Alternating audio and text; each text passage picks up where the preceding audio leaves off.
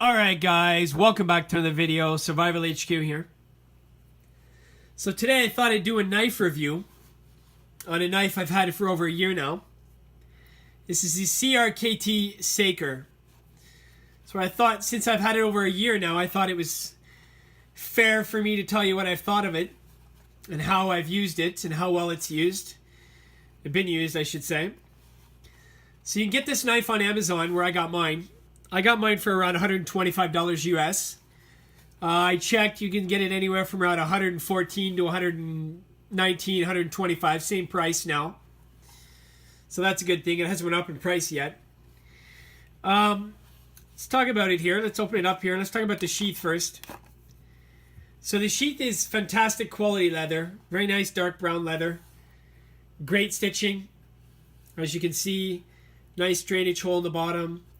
Nice thick leather. Very good quality belt loop. Very sturdy, very durable. Very nice leather. It's aging and wearing well.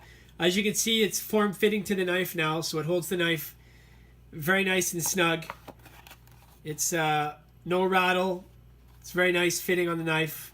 So that's good. That's very good for sure. Definitely a great quality leather sheath that comes with the Saker. So let's throw that aside. Let's talk about the knife itself. So this is a Bushcraft knife, guys. It's full tang, as you can see. And the designer of this knife was Ave Ellis.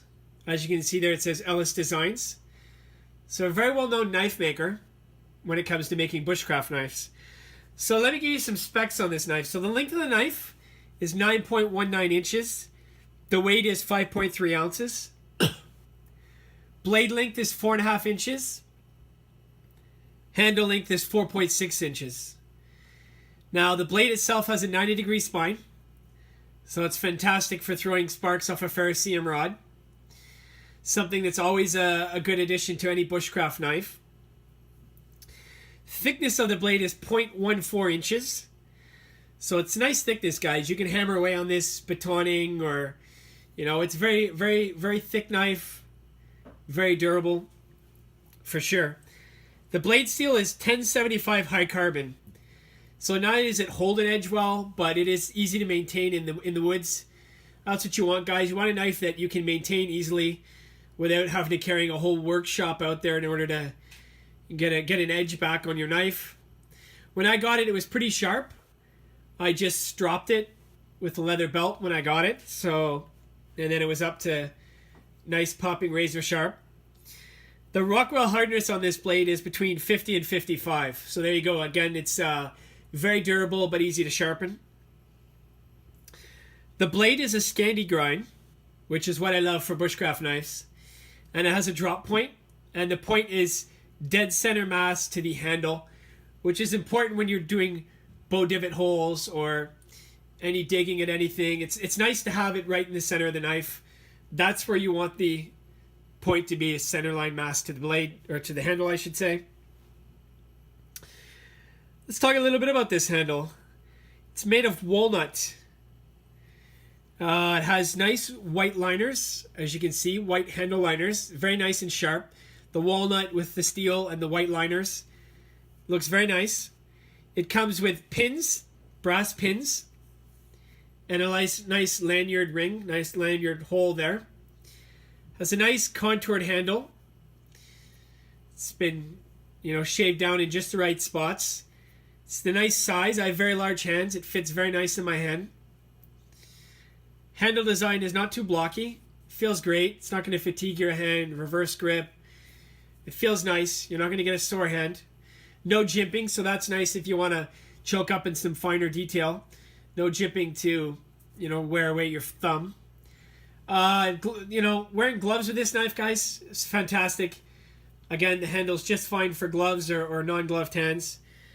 So that's nice. Let's talk about my feelings on this knife.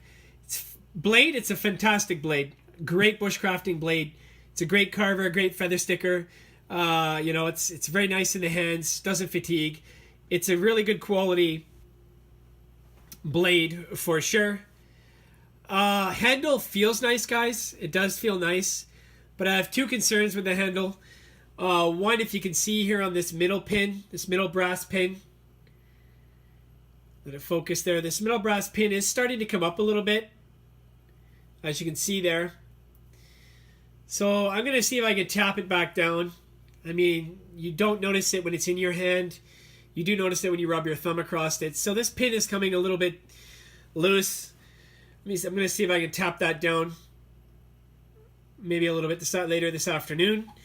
The only other complaint I have about the handle is the actual finish on it. I mean, it looks like it's been dipped in linseed oil. I mean, it is linseed oil.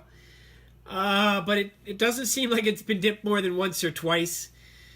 So over the year now, it doesn't seem as though it's coated as well, and it doesn't seem like it's as resistant to moisture as it was when I got it.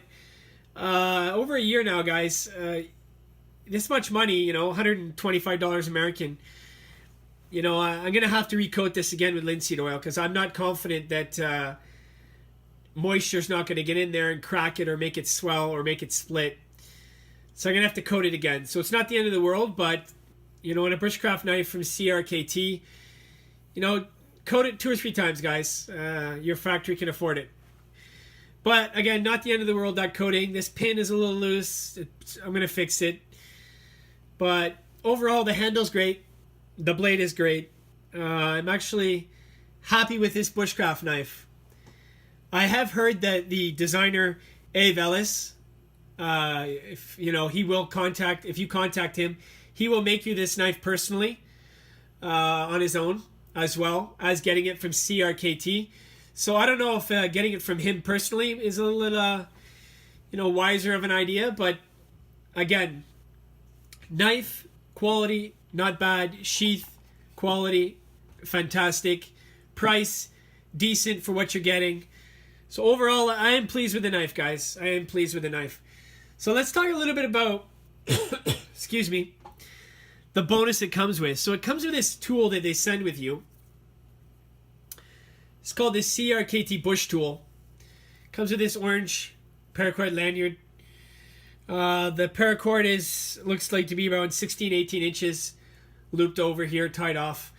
So you can always take this off and make use of this paracord. I don't. I keep it on there just for kicking around purposes. You drop it on the ground. You're going to see that orange paracord, considering the tool is black. Let's get a good look at the tool here. This Bush tool, CRKT on one side, nothing on the other. So this tool weighs 35 grams, so a little over an ounce. And you'll see on the end here, it's got some, I guess, grooving, some jimping here on the end. And on this side, you're going to see here, there's a beveled edge right here. And then on the inside, you'll see there's a notched out part here, along with a 11/32 hole. If you take out the paracord, that hole is 11/32. So let me tell you what I've heard and what I use this tool for. I use this to scrape, guys. It will strike a ferrocerium rod, both in the loop and across here as well, and the backside, which is 90 degrees as well. I use it to strike a ferro rod, save using my knife. This edge you can use to scrape bark. It works pretty well, actually. You'd be surprised. Or if you wanted to scrape some fine shavings to use for tinder to get a fire going. That's definitely, I feel it's top 2 uses. If you take a branch, I guess, and you want to use it for an arrow, this curved part here is really nice to scrape it down to get rid of all the bark off of it. So that's nice, this loop here. Nice and useful for that. The 11/32 hole here, guys. What's good about this is if you do make arrows, or if you do have arrows, arrows come universally in the size of 11/32. So if you need to straighten an arrow that's bent, you simply put it through the hole and just move the tool back and forth to reshape and rebend an arrow back to its straight aerodynamic shape. So this 11/32 hole is useful to straighten arrows. So that, the scraping, and you know, I mean, they threw it in for free. It's a useless tool, a useful tool. A lot of people comment about, you know, just how often they actually use it. So they throw that in the bush tool to come along with the Saker and the sheath in a pretty decent package, guys. So there you go. That's the knife in the sheath along with the bush tool. Overall, pleased with the knife, guys, except for the few drawbacks on the handle. Good quality bushcraft knife, some from CRKT. Anyways, guys, as always, guys, please check out my other videos. I have over 150 videos now, probably 30 to 50 multi-tool videos that I have, along with 3 or 4 dozen knife videos, as well as many other videos for, you know, pots and pans and kits and all different types of videos, guys. I cover a pretty vast variety of items that I review and topics I discuss. And as always, guys, I'll be back again as soon as I can with another video. Take care.